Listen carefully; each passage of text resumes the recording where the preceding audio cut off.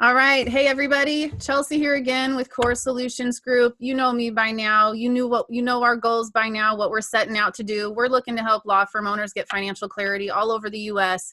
And understand the business side of practicing law through our outsourced tax accounting and cash management services. But this video series focuses on something a little bit different, which is bringing you the top 10%. What do I mean by the top 10%? Statistics prove that 90 some percent of businesses don't make it past the 10-year mark. So what we do is we have found law business owners who have made it past that mark and therefore are in the top 10%. And we bring them on this series and they come with an open heart, a heart to serve, and share information with new or struggling law firm owners in hopes that it might help you change the trajectory of your firm, make life a little bit easier, and give you kind of a shortcut to making and creating a successful law practice that supports the lifestyle that you want. So today with us, we have Teresa Pan Zika of Pan Zika Law. She has been in business for 13 years. I also think it's worth mentioning that during her business ownership, she has been a mom of 3.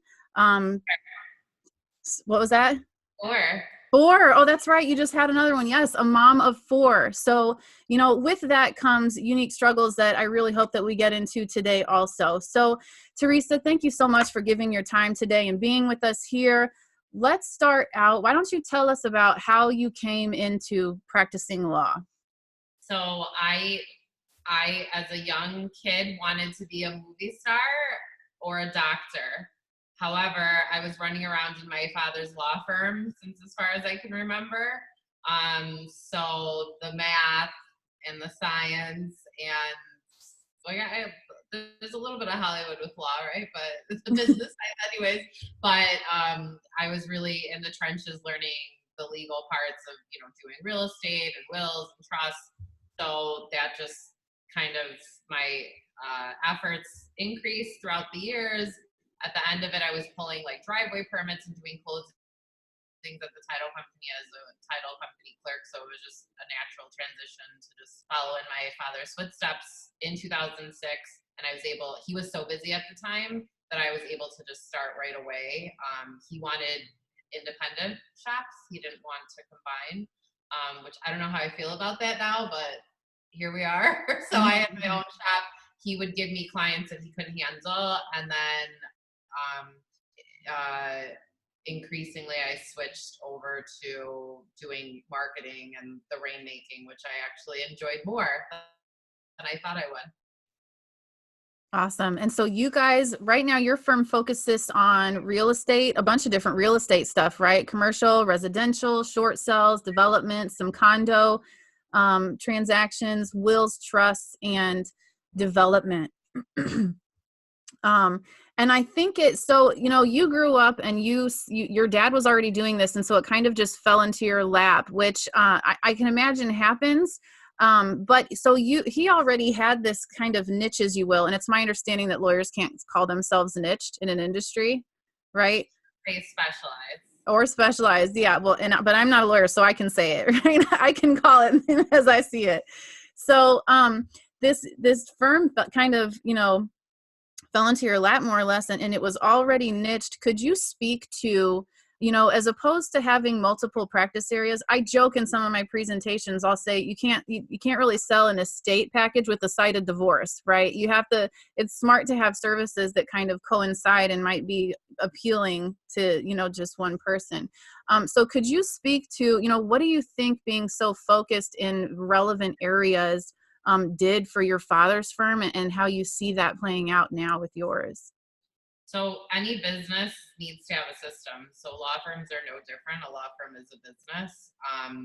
Whereas like with doctor's offices, like of course, like you could be a general practitioner and people come in with different ailments. So you can identify them. And, it's funny that you brought this up because this is like something that I kind of want to get into, even though I am, more focused on real estate right now. But I kind of like that idea that doctors do that, where they have a general, where they can identify issues, but then what are they going to do?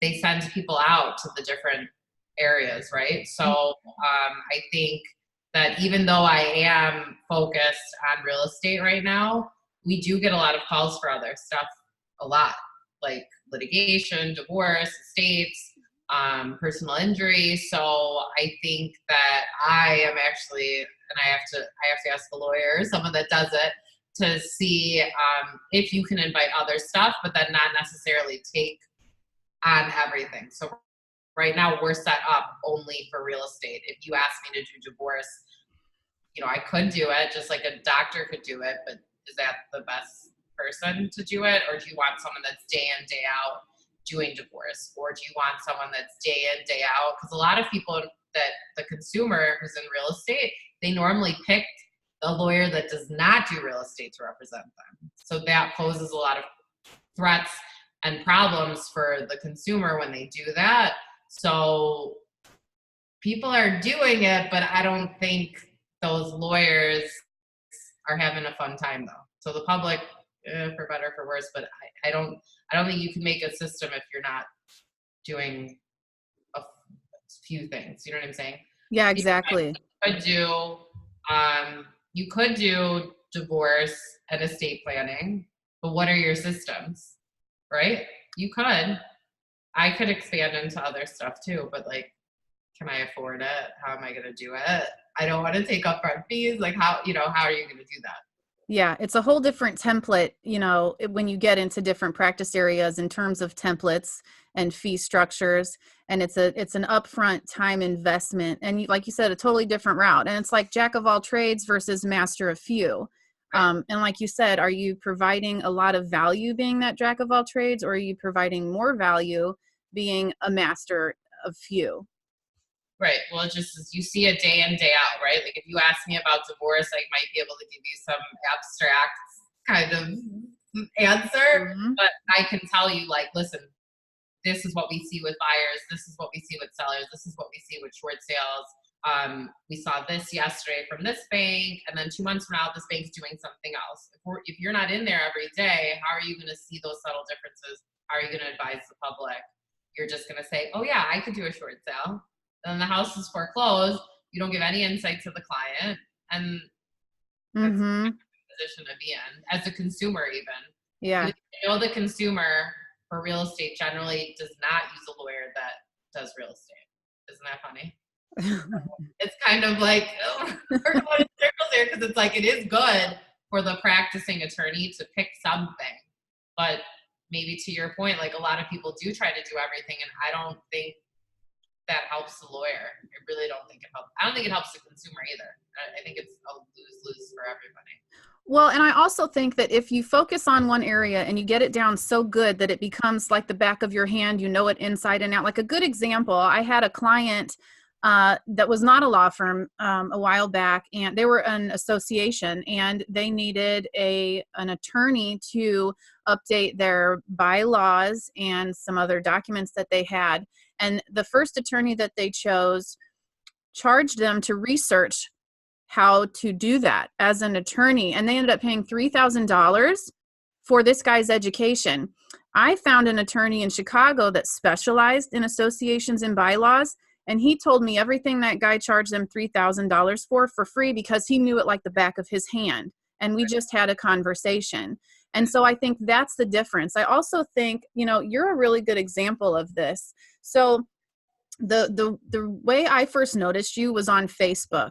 And so you're involved with these events. Now, because you focus, you're so laser focused on the few areas that you guys are really good at, you have time to be creative in your craft and what you do. And so what she did is she is part of this event that happens every month. Is that right? Every 6 weeks. Every 6 weeks in Chicago. And what they do is they have a presenter that speaks to different topics. Now, at first it was for realtors. It was kind of this event for realtors, because those are a lot of the clients that you deal with, right? Based on your practice areas, you have realtors prove for a really good referral for you. And so you're bringing all these people together, you're educating them. And then I just love that you have a photographer on site. I believe you can never have enough branding photos. So you can explain it better than I can, but tell us how that came to be and how that affected how it plays into each other and feeds each other. Because you're so focused, you can get creative like that. So we've always done education, like free education, as a way to meet with potential clients or potential referral sources. So my first classes involved Saturday mornings in Dunkin' Donuts, and we were hitting it hard it was what, 2007, 2008. We were in the middle of the financial crisis. We were educating people on foreclosures and how to do short sales, and we did it for a while there, like a few years. And then that I was collaborating with my father, who was an attorney, and another brokerage owner. And then through the years, it kept evolving. So I would, like you said, like, get creative. My first ones were kind of embarrassing, but it's okay. Just do something, because it'll evolve in something really cool. Because like what we have now is like really cool. Like I didn't just wake up like this and do it. Now there are some people that, can do really cool things from the start. Good for them. I'm not one of those. I don't think most people are. So my beginning ones were very embarrassing, like flyers from Canva that I did. Just not good. I didn't know how to fill a room. I didn't know how, what was important, what people liked. Like I wasn't looking at things from the outside. I was just kind of like going through the motions and assuming it would get better, and it did. So now we evolved at this event called Looks Leads Lifestyle, that eventually I would like to bring bigger, but because I had my fourth baby this year, that's kind of on hold. I'm in survival mode right now. So for right now, we go to really cool venues. One that we have coming up on November 14th is at this new building that like literally changed the skyline of Chicago, called Lima. And everyone's going to get a shot of themselves with Millennium Park, the skyline, and the lake in the back. And then I'll be there for that one. Yeah, it'll be fun. And then we're going to be talking about foreclosures, because we've been at the bottom of the market since 2017. So like with the election coming up, is something going to give. Also, it's a way to recession proof and make your business like not seasonal, which it has been in Chicago. And then we're also having a gentleman talk that's done like the biggest deconversion projects in the Chicagoland area, which is taking condos and turning them into apartments. So that's just one example, but it just is a great way to meet with people, thank the people that I'm already working with, get them there to learn something new, so that way, as a realtor, when someone comes to them and says, hey, we're having this problem at my association, or we've run out of money, or the city cited us, we have to do something. Now they can think in their head, oh, you're a good candidate for deconversion. Mm-hmm. They don't remember anything. It's just that they remember that they remember to call us, remember to call the other gentleman that we have speaking, that way we can put the deal together. And the same thing with foreclosures. Like when they hear foreclosures, then they should call us. So like, even if it's not going to be 100% learning, they're still going to hear what it is. And the superficial takeaway is still going to lead to increased business to the people that attend, and then also increased business to us. So if you help people, then they'll help you back, right? Yeah, absolutely. And it all feeds into each other because it's all relevant. The company is relevant, everybody that's attending. I think that I love your event, because I do think it's like the perfect example of a comprehensive system. And it's not like just short-sighted. Like you said, it's not about making new customers the night of. You don't have a sign-up list that says, would you like my services tonight? Because I got meetings of it, It's hey, this is information to help you be a better realtor, or whatever you are. And, hopefully if the time comes that you do need us, you found us helpful and you'll remember us. And so it's a long-term kind of relationship building that you're doing. And it's fun. I mean, the venues that you pick, I've only gotten to be at one, and I'll be at the next one, but like some of the pictures that you got, I mean, it's just fun, and the pictures are gorgeous.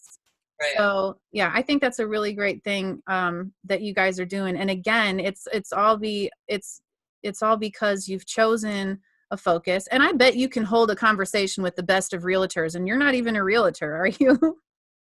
No. But because you're so deep into your niche, you understand things and you can hold conversations. And that's the extra knowledge I feel that allows any business owner really to kind of live up to that under promise, over deliver theory. Right. So I think that's amazing. It's definitely like clockwork too. Like that every 6 weeks thing is important. That's the reason why I say 6 weeks. So like if you want to start doing educational events, know who your market is. Like for some people it may be seniors, for some people it may be families, because they're family law, like whatever it is, like know your market, do educational things. Every 6 weeks is important because you need 4 weeks to promote it. Like the first week you're generating everything, 4 weeks to promote, and then the week of you're confirming everything. So that's how you get to the 6 weeks. So then it just is like clockwork. And I've noticed that the more that I do, it doesn't necessarily equate to more clients. So just I'm kind of scaling back, I think, for next year, doing not as many, but just focusing on talking to the people afterwards to just put it back in their head again, like, okay, when someone talks to you about condos and there's a problem, what are you going to do? If someone talks to you, they're in foreclosure, what are you going to do? Because normally when a realtor would hear this, they would just, oh, it's too complicated, I don't want to. In one ear and out the other. Oh, I can't help you immediately. Like next, So it's a way to get people to pause. So whatever law that you're doing, there's referral sources and somebody that you can get your mind to expand in terms of like who they can help or how they can help. Right. Yeah, I agree. And you even did one before school started that involved kids too, one of your looks, leads, and lifestyles. So you invited, the families and the kids, and they took pictures with the kids, which I, again, think was so awesome. So you and I had a baby pretty close together. My son will be 2 tomorrow. And that's about how old I think your son is. No, he's under a year still. Oh, okay. So I was totally off there. So I think that it's worth speaking to, the women in particular, law firm owners or even business owners, and talking about, cause like I see your stuff on Facebook, and I mean, you have your kids and like all of your stuff on Facebook, and they're so involved with what you do. And I'm sure that's really fulfilling for you to have grown up being so involved with your dad's firm, and now having your kids, get to see it with you. So talk to us about how, having, because, watching your dad run the law firm was probably one thing because you had mom that was able to help with the kids, but then doing it yourself with the kids. And I know that your husband is very helpful. So talk a little bit about how you've evolved your business from the time that you went out on your own, going off of what you saw with your dad, and then having kids and what you've had to kind of change to get the two to work together. So, when I first started, I had no idea what kids would do. Like, let's just start there. So like, that was not in the plan. I was in my 20s. I took advantage of my 20s. I worked like a dog. Oh, sorry. I worked like a dog, and it is what it is. Once I got married and started having kids, I took the traditional approach, which is enlist the help of family, hire a babysitter, and go to work. Well, I did that, and I wasn't feeling very fulfilled or happy. So I was like, this is stupid. Why would I hire people to work for me? My husband wasn't licensed yet at the time, so he was kind of helping because he was in law school. So I was like, you know what? I'm just going to start hiring attorneys. So now I'm able to spend more time with my kids. I'm able to help attorneys that didn't figure out what they wanted to do and are newly licensed, and I'm teaching them the business.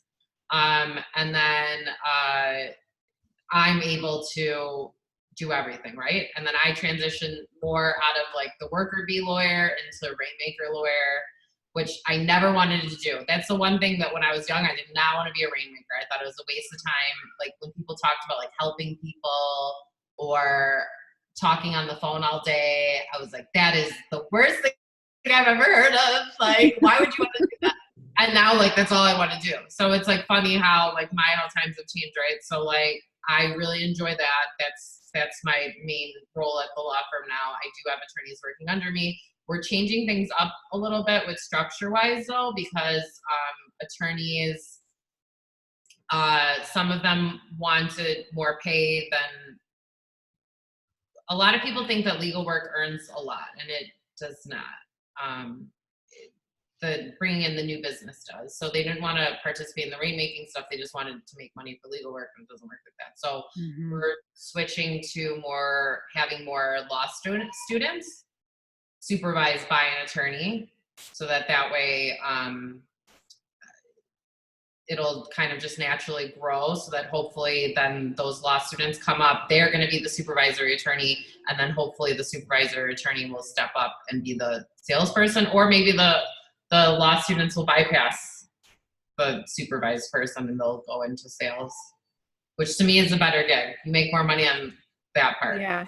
Yeah, I heard once, so I do a lot of reading and I listen to people who talk about team building and being a good leader, because I think that's huge in running a successful business, and empowering their team people is one thing. But I also heard someone say, hire entrepreneurs. If you're a small business owner, try to find people who have an entrepreneurial mindset, because they're going to bring more value to your business. And it kind of sounds like that's kind of what you're doing. And I love the whole dipping into the student, the student and the intern and the people that are learning, because they're so hungry. They're not entitled yet. You know what I mean? And so that, it's an opportunity for them, because, you got book smart and you got street smart. Okay. We'll just be honest about that. Our kids are graduating college not knowing how to do their jobs. And so for them to have this opportunity to have street smart, if you find the right ones, they're just so hungry for it. Yes, and I do have a good crew now, and I was not hiring, like you said, Chelsea, I was hiring the wrong way. I was hiring more like, I just want worker bees and then I was trying to make the worker bees be salespeople, so that worked out real well. Not at all. So. Right. Yeah, I think that's awesome. And again, you're setting your firm up you're thinking long-term, right? It's not short-sighted. You have like a long-term goal here as you evolve. You're always looking years ahead, it sounds like. And I think it's important also to speak to the difference between practicing law versus the business of law. So I have this top 10 money myths list that I've put out there. I've started putting out there, and money myth number, it's the lies that we tell ourselves around money, which, caps our potential. And money myth number 1 is, my firm is a unicorn, so traditional ways to make, spend, and keep money won't work for me. And I get that a lot from settlement-based models. And, sometimes we can take on this mindset of, I'm so unique and it's so unpredictable that nothing's going to work for me. That budget's not going to work for me. This cash management method is not going to work for me. And so, we kind of limit ourselves in our growth and potential, I believe. So, knowing the difference, because practicing law is one thing, and and I tell people, your skill is unique, but I'm sorry, your law business is not. And so it's important to separate the two. For sure. And I think cares about my experience. Actually, 9 times out of 10, they'll go with an inexperienced person that charges the same amount as we do, that doesn't do the research that we do. So clearly, the skill set that you have is not important, because statistically, people don't even go with people that do real estate. So like, let's forget about people that are in like the same fields as me. Like, they go with anybody. So people that they know, so I don't think that I like that. Yeah. So we do focus on numbers because, I deal in accounting and stuff. So when you were going through these changes and evaluating, even your pay scales and your fees and everything, what role did money and budgets and finances play, particularly in the beginning, and how did that evolve? And maybe even if you want to share with everyone kind of some of the practices that you do or did around monitoring your cash. So it's funny that you bring that up, because from the beginning, so I was lucky enough to be in my dad's firm. So I was able to share staff with him, and he took care of everything. It was great, right? So not everybody has that. So like, hey, whatever. They didn't do much for me. It was more like some clerical stuff, not too bad. But nonetheless, I hired my first person a couple of years in. That was a bust. She was earning the same amount of money as I was. I'd earn X for the month, and then I'd pay her half of that. So it didn't work. I thought I've done this several times throughout my career. I sometimes think that like by hiring, I'll make more money, and it works and it doesn't work. It's a very tricky thing. I was just talking to my friend that has like a big sales team. I'm like, when, and she pays them salary, not just bonus. Like, when do you do it? So this is like an enigma to me. I don't know. I don't think anyone knows, honestly. I think it's like just trying it out and seeing what works. But what was able to get me going to where after that first failure that I was able to start hiring was I started doing short sales, and on short sales we would earn more per transaction. So whereas if you're trying to do real estate, you're going to earn $500, or you're going to be the undercutters and you're charging $300, or even worse, I see people trying to charge instead of like on sellers, sometimes you make a little bit more, you make like $3,000. I see people trying to charge $800. It's like, how are you going to survive? How are you going to hire? So luckily I was doing short sales, and that enabled me to leverage. Starting in 2010, I hired my first person that I wasn't going 50-50 with, which was a score, right? Because 50-50, you still got to pay taxes. So it's not 50-50. It was not really 50-50. Yeah. So then eventually I started hiring more and more. Last year I overdid it because remember, I like to do this. I think hiring helps me make more money, which it doesn't. So I got up to 10 people last year, and everybody was salary. In my head, I thought I had created the McDonald's. I thought that I was set. I had this perfect law firm. I didn't have to do anything. I could, just supervise and be there to lead. Okay. No, that is not what happened. I was the Rainmaker. I didn't realize that. I was the only Rainmaker. I was trying to get them to do it, but they weren't going for it. I had one person that kind of participated, but she earned, I want to say like maybe $12,000 for the year. And a lot of the people that she claimed as hers were questionable. Like they were like mostly like layups. You know what I'm saying? Like I want getting people added. Like I want you to tell me the name, and I'm like, who? That's what I want. I don't want to be like, oh, I know him or this. Like I want to have no idea. That to me is successful. Yeah. Person under me. So that's why we did the revamp.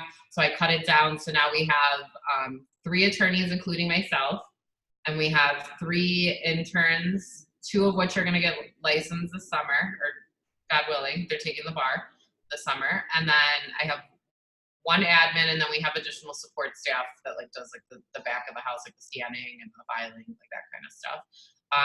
We have a clerk too that my father and I share as well. But the new model is going to be what I have now. The next hire has to be a salesperson, a lawyer that's going to do sales. Sorry, because you have to be licensed to get to do the appropriate thing. So a lawyer that's going to do sales would be the next thing. So I have 1 guy that does selling in the Philippines for real estate. And I have another girl that sells products too. So like those 2 are sitting for the bar. So I think those 2 might, like I said, bypass the advertising role and just go straight into sales, which I'm excited for, because then that gives me a self-running firm. Yes. That's what you want. That's what you want. And now I still will do sales, but I want to be where we're at without me doing it, so that way I can work on getting the next layer of the cake going, right? Yeah, continuing to scale.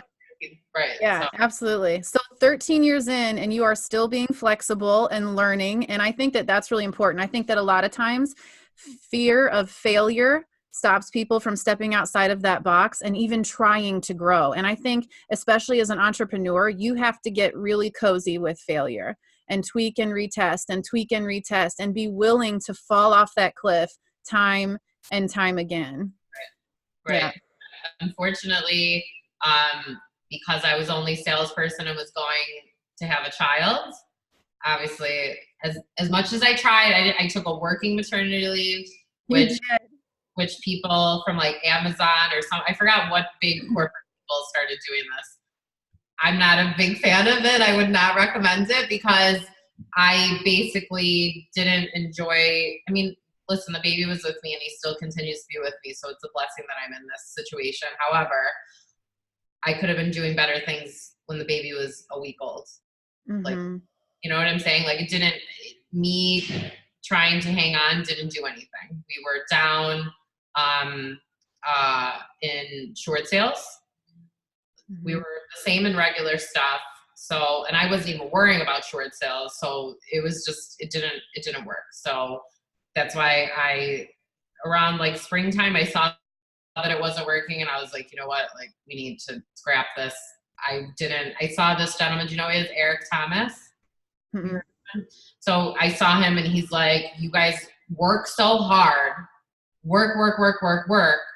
And then you ignore your family, you ignore everything, you ignore yourself, your health, everything. So it's like, you need to have, like you said, until you own a mom and pop shop if you have a daily role. If you want a business, you have to take yourself out of the daily role. So that's what I'm trying to do for myself. My husband can get himself out of his daily role at some point, but that'll be on him. So. Yeah. Not there yet. He's newly licensed, so he still is in that worker bee mindset. Sure. Yeah. So you can't, it takes time to. Yeah. And I think that's important what you said. In order to get your business to sustain itself, you have to remove yourself, right? And replace it with processes and the right people to oversee those processes and make sure that it happens. Right. And a lot of people can't get to that. They just want to be in it. And then, you lose quality of life. When I was doing it all by myself, I was getting physically sick. I was not living life. Like I was like just working. And then if I had time, I'd meet my friends out at night. Like there was no I'd sneak out here and there to like go take a walk outside. Like that's like, I don't know. It was too much one thing. And I'm not saying that I don't work a lot now. I mean, there's times when I'm working like 14 hours a day consistently. I still do, but I don't have to. That's the difference.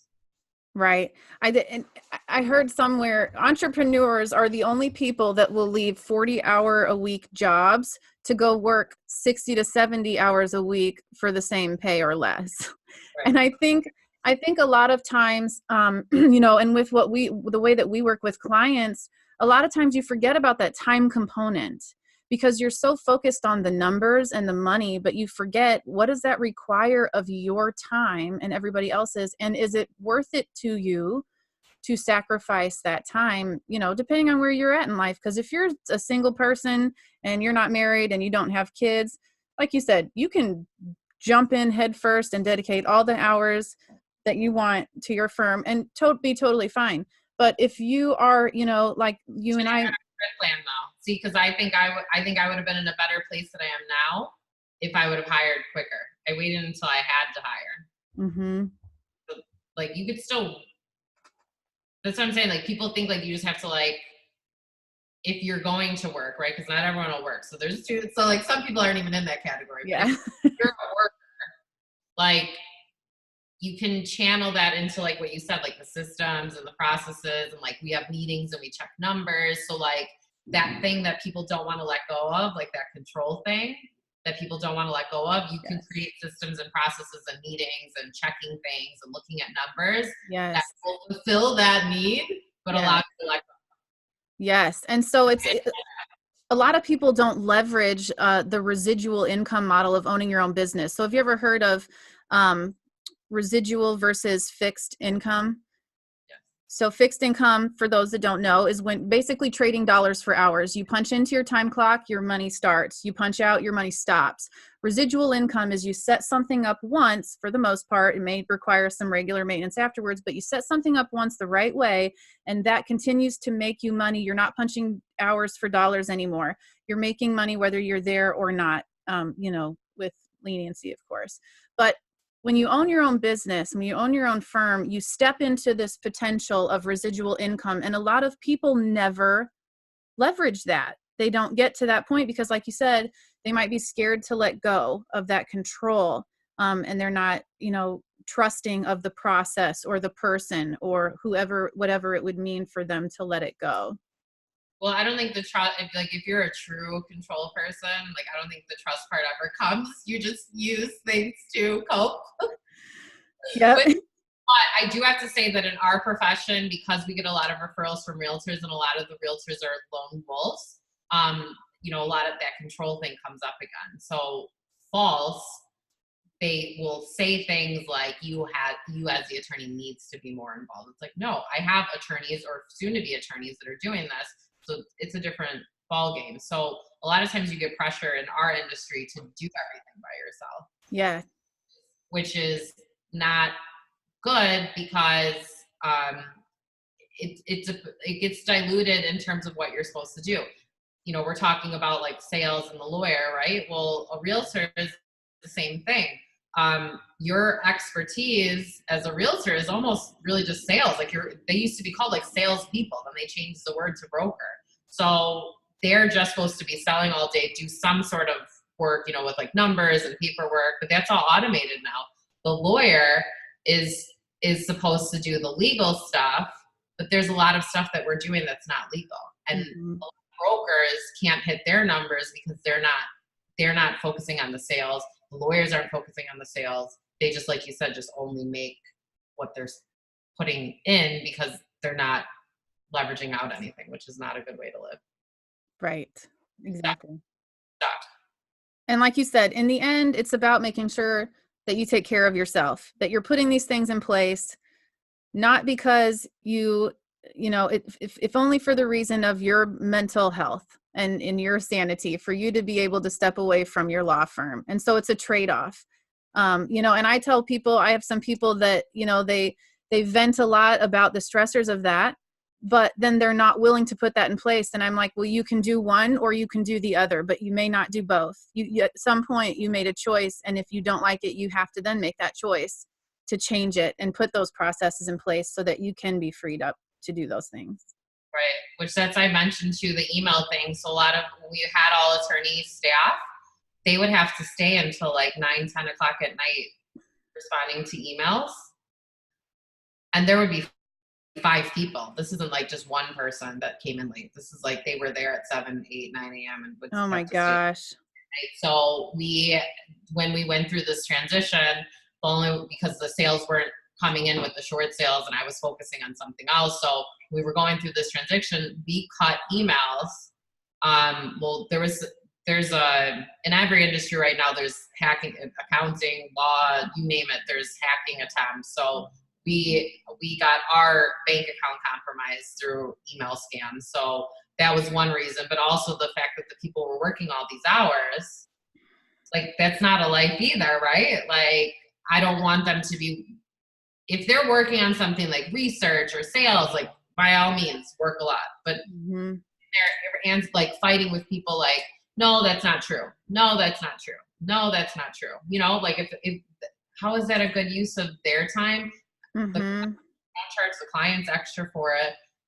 Sometimes well, here, let me back up. So now that since we've done that, our closing ratio in terms of the number of contracts we get and the number of closings has increased significantly because we're not having these like shoot off the hip kind of like mean conversations. And although I've trained all my people, like, listen, when people are mean, like, do not engage. Still, like, sometimes, you know, people get the best of you. So now that like don't have that, the people that work for me have an easier workload. Our clients are able to get a hold of us. Before we could not talk to our clients throughout the day. It was literally impossible. We would have to usually wait until after 5 o'clock so we could have a conversation with them because we had to keep up with the emails. Now we're able to talk to the clients whenever they want. So our client satisfaction is through the roof. Realtors I'm still working on because some people get a little upset about the no email thing. I don't know why. It slows them down too as a profession.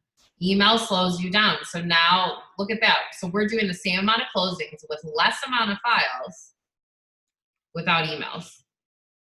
And look at my staff, 10 versus, no, it was more than 10. So it was like 12 versus Now we're at 6.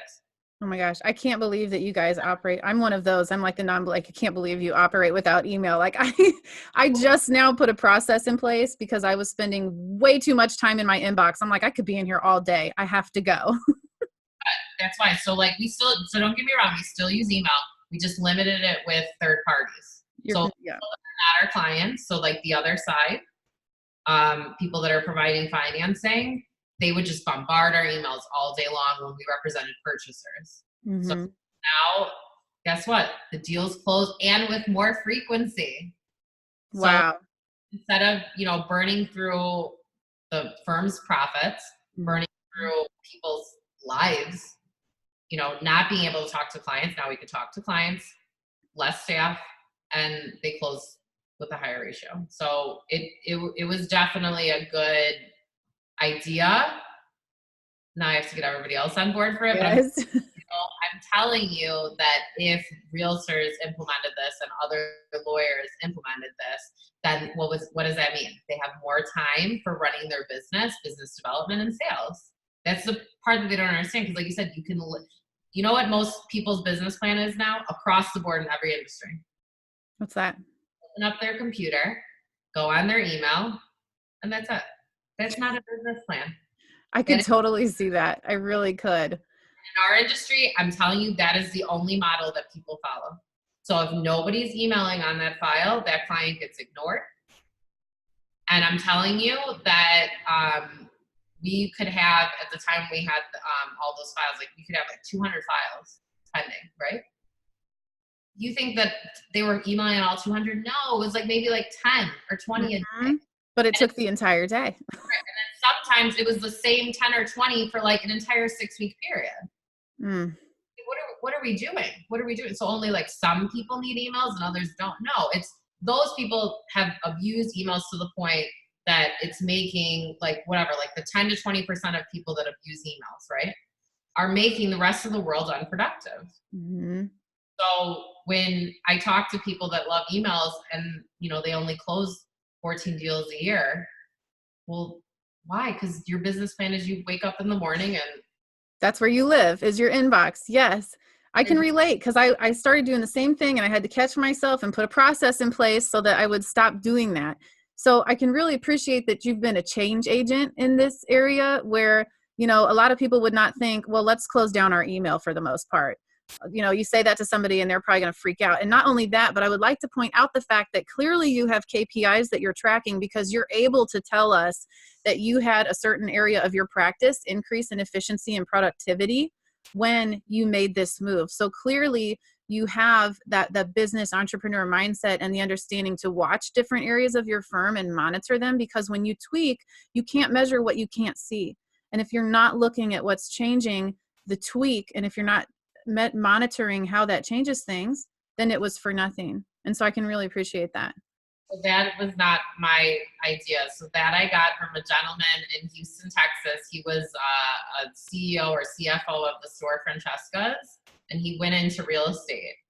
And he does these presentations and I actually had him as one of my speakers at one of my events a couple of years ago. So if I get him back, you have to come, you'll love it. But he's the one who showed me that, to monitor everything. Before that, I didn't monitor a thing. Like I didn't look at closing ratios. I didn't look at, I kind of looked at it like a little bit. Like I had like the starts of it, but like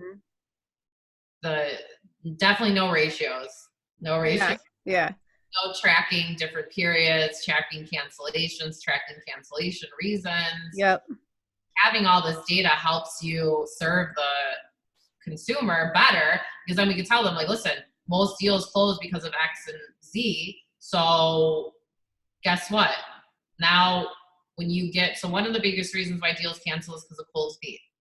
So we were like, okay, well, why is that happening? People are going in there and falling in love with the house, putting an offer, and then they come to us and they get cold feet and they say, well, I want to cancel. Well, when you look at that, when you look and you see it as like a number and you're like, wow, like that's huge. Why does this keep happening? Then we're like, okay, well, it's because we're not counseling people correct. Although that gentleman in Houston says by the time they get to us, it's too late, that is really on the realtor. They're supposed to do a better consultation with them. Like, don't write offers on houses that you don't know or you are going to get scared. So now we just tell them, like, listen, like it's normal to get scared. Like, it's okay. Any house that you get, it's going to have the same feeling, you know, so this is the process. You're going to go into another house, they're going to have 30 other problems. So that's why we continue looking at the numbers, because it helps us solve problems. Yes. Yeah. And it's not just money numbers, it's conversion numbers.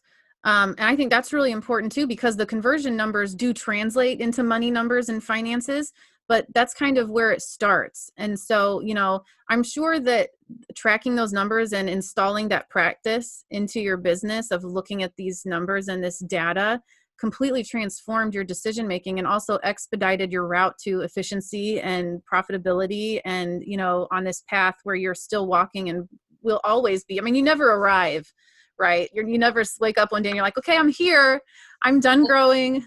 Helps like, so I started doing that, I want to say 2017, in my business. Boom, we went from 223 closings to like almost 500 to almost 800 last year. Amazing. So but I've hit a plateau though now this year, because I was the only salesperson.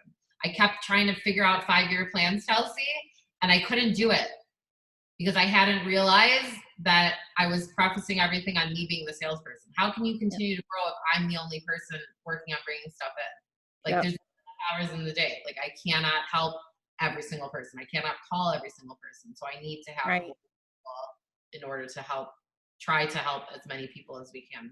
So So you identified the bottleneck. Realization this year, huge.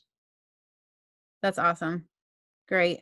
Well, hey, we're about out of time. Before we close though, is there anything, so, you know, these videos are really for new and struggling law firm owners, you know, probably that have gone through a few of the things that you've gone through. If you had one piece of advice that you could share that you thought was of the most importance, what would it be for our audience?